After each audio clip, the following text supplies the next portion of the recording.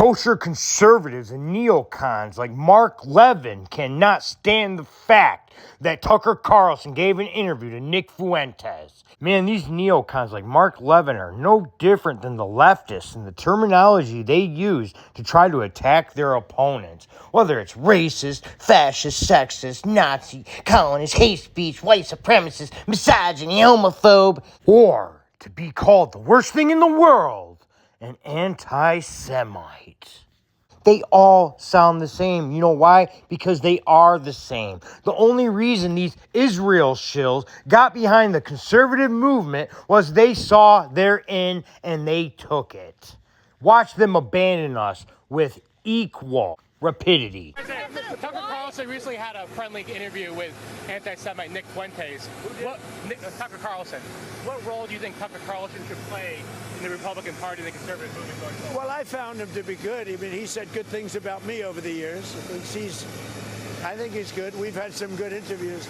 I did an interview with him. We had 300 million hits. You know that. Look, I can't tell him. Will you let me finish my statement? You are the worst. You're with Bloomberg, right? You are the worst. I don't know why they even have you. We've had some great interviews with Tucker Carlson, but you can't tell him who to interview. I mean, if he wants to interview Nick Fuentas, I don't know much about him, but if he wants to do it, get the word out. Let him, people have to decide. Ultimately, people have to decide. Eating people, talking to people, like for somebody like Tucker, that's what they do. People are controversial. Some are, some aren't.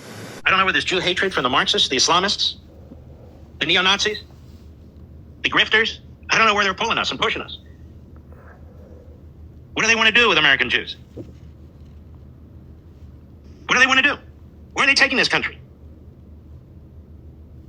They're destroying it.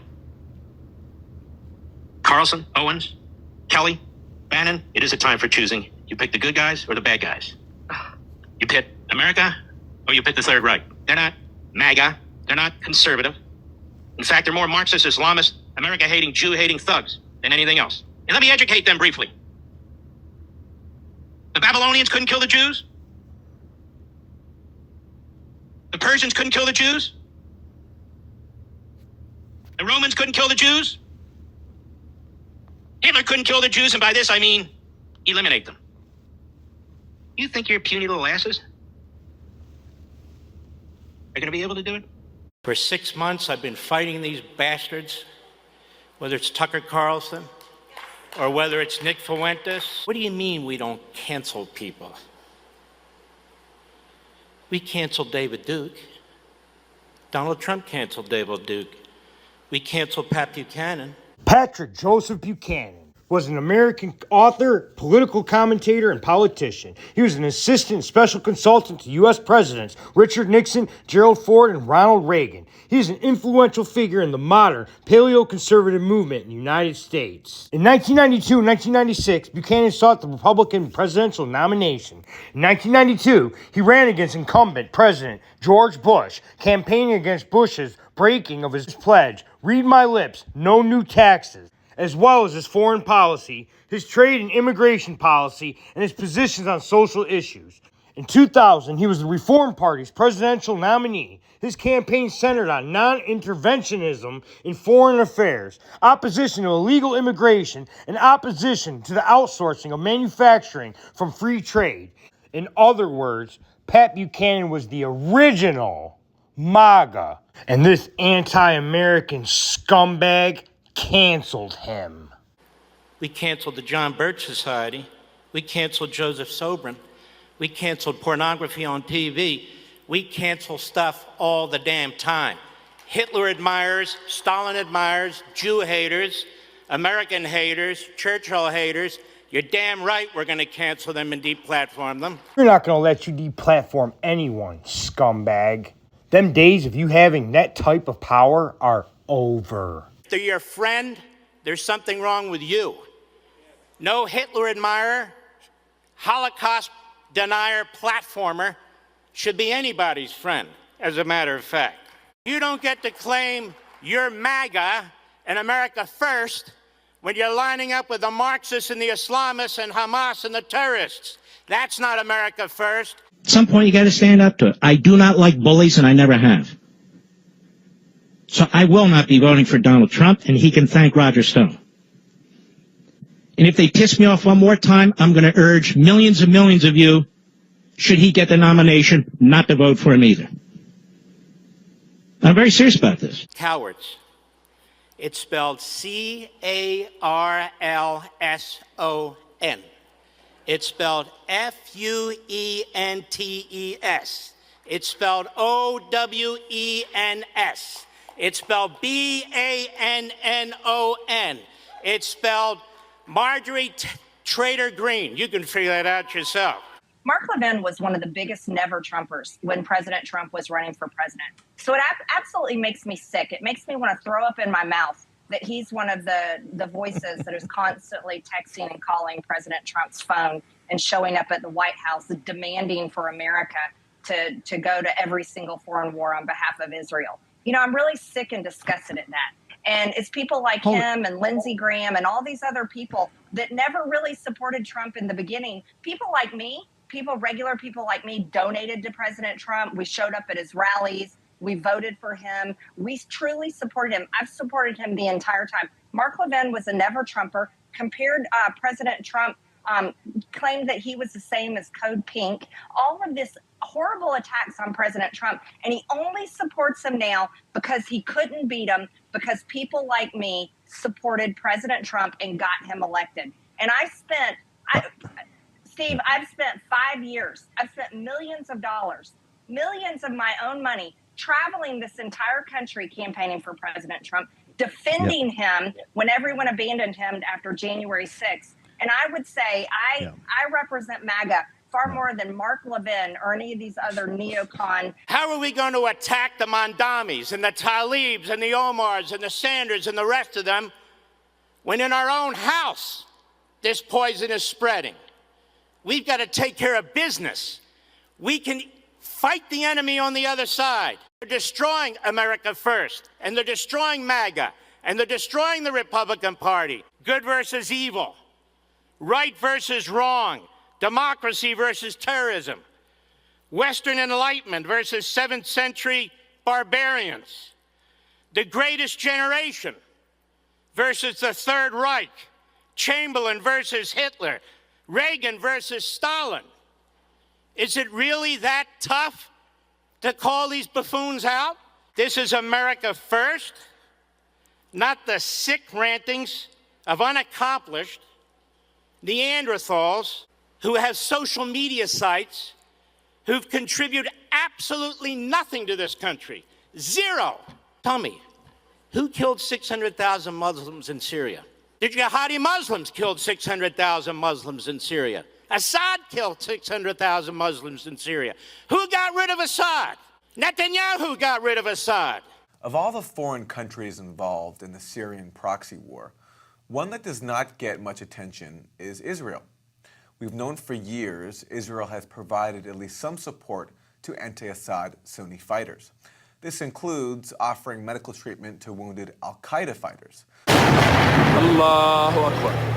About a mile away in Syria, an al-Qaeda affiliate known as Jabhat al-Nusra has seized a swathe of land, and Syria's army is trying to take it back. But since the start of Syria's civil war, about 1,300 Syrians have quietly received medical treatment inside Israel. We head into another room where 3 wounded Syrian fighters have been convalescing since July. 2 quickly covered their faces with blankets, but we could see the characteristic long hair of Islamist fighters.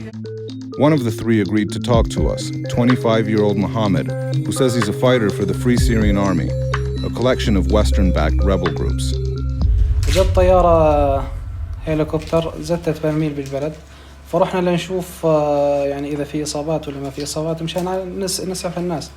Well, now a new report reveals a whole lot more. According to Syria Deeply, Israel has carried out an extensive operation backing militant groups near the border with northern Israel. This includes the provision of supplies and even direct financial aid.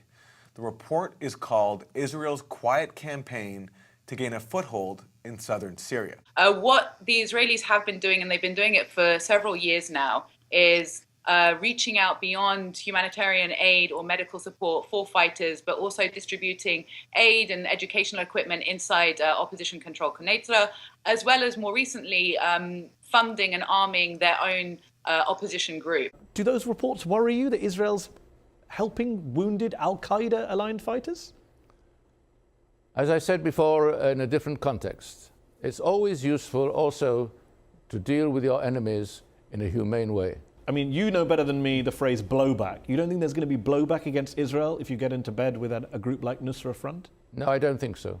Lebanon just elected a Christian president. How the hell did that happen? Lebanon's president always has to be a Christian, the prime minister a Sunni Muslim, and the parliament speaker a Shiite Muslim. It's because of a political system called confessionalism. The National Pact, formed in 1943, which ended the French mandate of the country, created the modern-day states of Syria and Lebanon. Within Lebanon, the government was divvied up so that the president would always be a Maronite Christian, the prime minister a Sunni Muslim, and the speaker of parliament a Shia Muslim. Who defeated Hezbollah? Netanyahu and the Israelis defeated Hezbollah. There was no other military in there. How the hell did that happen? Who defeated Hezbollah? Netanyahu and the Israelis defeated Hezbollah. There was no other military in there. No other military in Syria. No other military in Lebanon. No other military, no other, protecting Christians, Jews, and yes, even Muslims in the Middle East. Americans do not like Iran and the regime that runs it. They're terrorists. They keep threatening to destroy us and our friends, the Israelis. We need to stand behind the Israelis. We need to put this evil to rest once and for all. 50 years is a forever war. It's time to get rid of them. Mark, you go fight Iran. You go form an army and fight Iran. You go to Israel and fight Hamas. We are American people. It's not our problem. And you're not going to convince us otherwise. We're done. Israel has been convincing us that their issues and their enemies in the Middle East are ours since the 80s. And all it's done is cost us trillions of dollars and tens of thousands, if not hundreds of thousands, of American lives. We are done. The deception is over. The game is over. And you're not going to insult us because we're done playing. You're not going to insult us because we're done with Israel's wars and done with you controlling the right-wing geopolitical discourse. We're done, and we're not going to be insulted. You've gone too far. Israel's time running our foreign policy is over. Particularly since we have this outstanding foundation, this platform, the Trump peace deal. The president is singularly qualified and capable of extending his diplomatic, economic, and yes, military reach into these countries. The difficult and complex process of unraveling, starving, isolating, and eliminating these terror operations. Some of these countries will welcome such an initiative, as their monarchies or their military dictatorships fear for their own survival. I'm thinking of countries like Jordan and Egypt, among others. Some will resist because they're harboring terrorists, or have been funding terrorists, or somehow promoting terrorists, and have relationships and understanding with terrorists, such as Qatar, such as Saudi Arabia. The time is right with the Trump peace plan to use this historic achievement to go to the next level, to protect us, to protect the West. They're not only in the Middle East, these terrorist organizations, but many are. And it's a good place to start, particularly since we have this outstanding foundation, this platform, the Trump peace deal. I just want the anti-American, anti-Israel, anti-West crowd to understand something. You're going to have to come through me and millions of people just like me, and you're not going to make it. You think your stupid little podcast, or your stupid little subscription program, or your little TV show, or maybe you have a little radio show, is going to change the world like hell it is, not if I and everybody else have something to say about it. I'm supposed to, what, shed crocodile tears for what's going to happen to these people? I'm not. Maybe I'm the only one who will voice it, but I'm not. Israel has every right to throw every damn thing it has at barbarians. And if there are innocent people, quote-unquote civilians, who are killed, then maybe they ought to organize to take out the government they elected. Oh, but don't hurt the civilians. Look, we have to defend ourselves. The Israelis have to defend ourselves. The free world has to defend itself. And if there's collateral damage, well, that's too bad.